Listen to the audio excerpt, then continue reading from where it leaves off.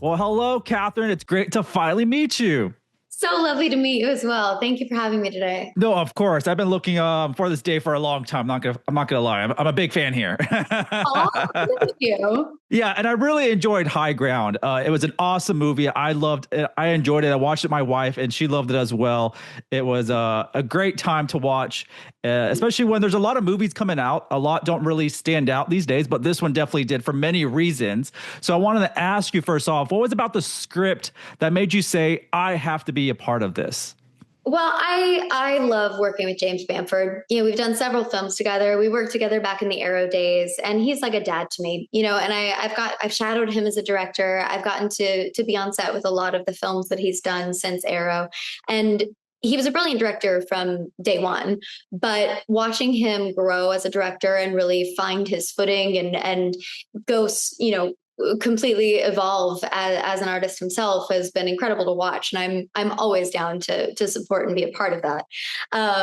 But truly, I really enjoyed the script. It's a story, I think, ultimately about community and about being there for the people that you love, and that modern western that's full of great characters, but ultimately becomes about supporting each other in times of strife and being there for the people that you love. And I think, as divisive as the world becomes, we often forget that despite our differences, community becomes how we survive in the end.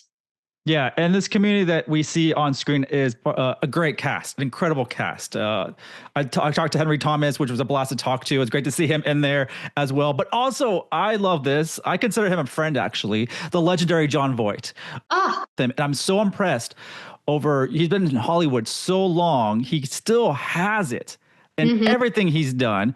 What is it like working with someone who's been a Hollywood icon for so long and such a great work ethic? Yeah, I mean, he's such a joy, and truly, it's an honor, to work with someone who has been such a pillar of cinema for decades. Um, Not only just being on set, listening to his stories, and just hearing the legends and lore of all the projects that he's been a part of over the years, but to have someone who is so iconic, who still shows up and is so present and so willing to play and just find those moments together and be so open and collaborative on set is a true gift. I was overjoyed when I found that he and I work in very similar ways.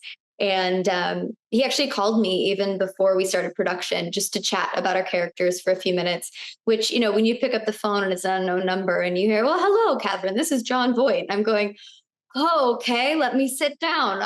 Okay, wow, I was not expecting. All right, let's have a conversation. But again, it just started everything off on such a beautiful footing and allowed us to build this relationship, because obviously it is a small town and everyone's known each other forever and been so close. And when you're shooting a film in 15 days, to have to build those relationships so quickly can sometimes be a challenge, but not with good old Mr. Voight for sure. Yeah, I'm sure there's a lot of stories he can tell. And I just love it. It feels like he's still a kid at heart because he loves this craft so much. And for wanting to be an actor for so long, you got to love it.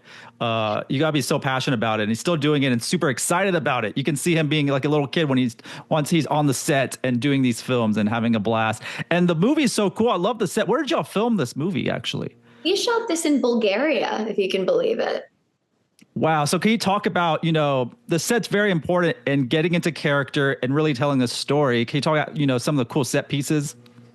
I mean, it's brilliant. This is the third film that I've shot in Bulgaria, and I love working there. It's such a beautiful country, but also the film community there is incredible. Some of the, most skilled technicians I've ever worked with, some of the best stunt crews I've ever worked with. It's also where we shot a film I did with James Bamford 2 years ago called Air Force One Down. And so it's most of the same stunt crew. So I was overjoyed to go back and work with all my buddies again. I only got to kill a couple of them this time, but that's fine. They keep coming back, which I love. But it's really fun to get to go back to a familiar place, familiar people. But again, the facilities there that they have are incredible. I mean, the lot that we shoot on, it's a might as well be a mini Universal lot. They have all of the different streets from all over the world and full neighborhoods. The house that we shot in was actually a full house that just exists on the lot. So we didn't even have to go very far to find exactly what we needed for this film. And that truly is the biggest gift on a project like this. Well, that's super cool. I want to visit the set for sure. I need you need to have tours of this, It's especially fun. filming multiple films there.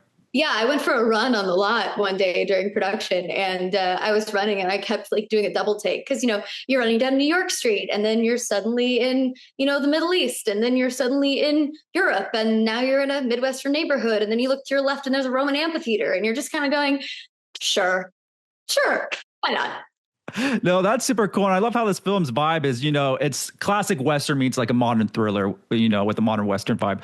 Do you have a classic Western yourself? I mean, goodness gracious.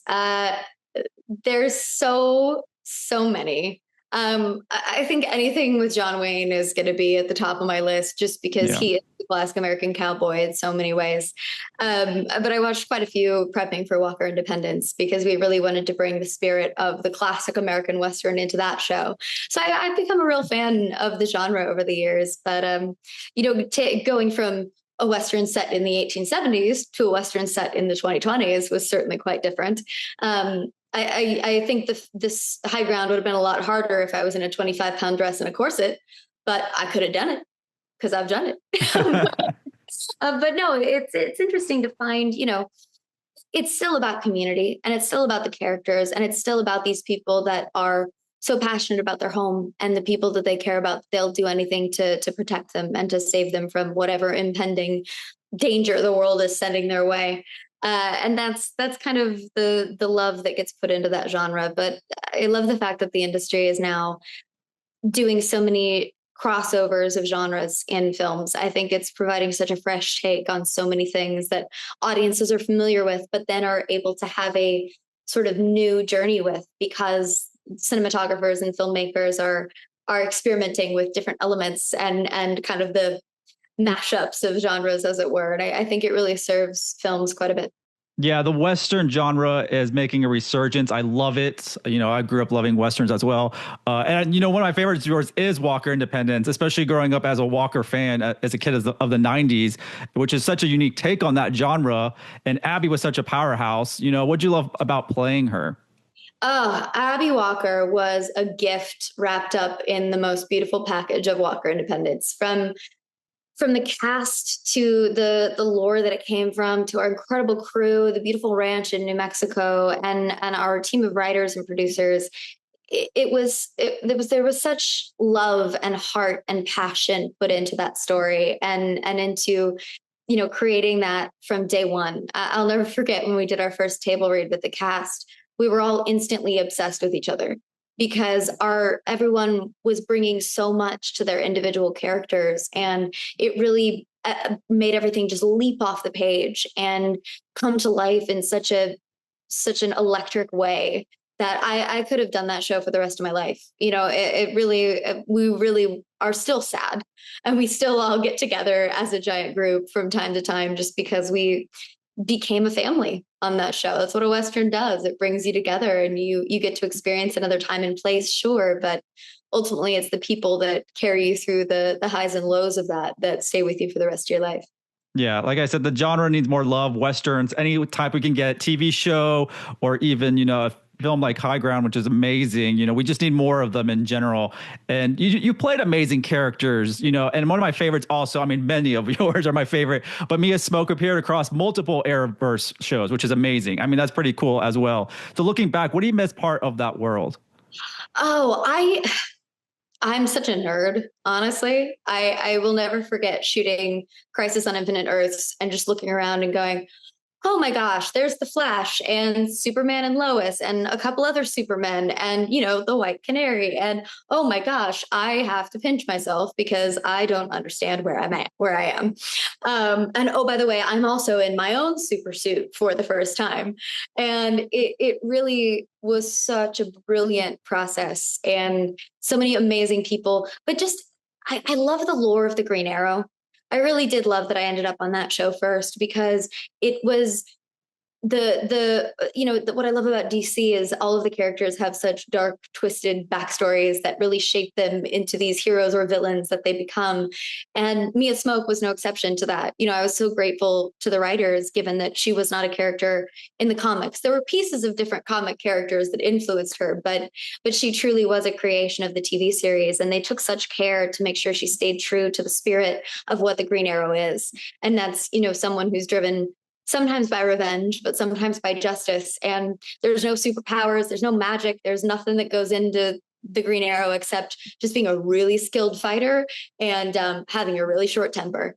And I very much appreciated that, and getting to watch Stephen and Emily's work for 6 seasons in prepping, and all of the brilliant, beautiful, nuanced character work that they put into the parents of Mia Smoak, that then I got to, go through and cherry pick Emily's sense of humor and Stephen's walk and Emily's strategy and Stephen's short temper, in Oliver Queen, and all of these things that they'd put into Oliver and Felicity that made them and their relationship so special. I got to blend all of those things together to make Mia, and it became such a beautiful, collaborative, experimental process that, again, I could have done that show for the next 20 years, Yeah, definitely a fan favorite character. If you could write Mia's next chapter, today, what would it look like?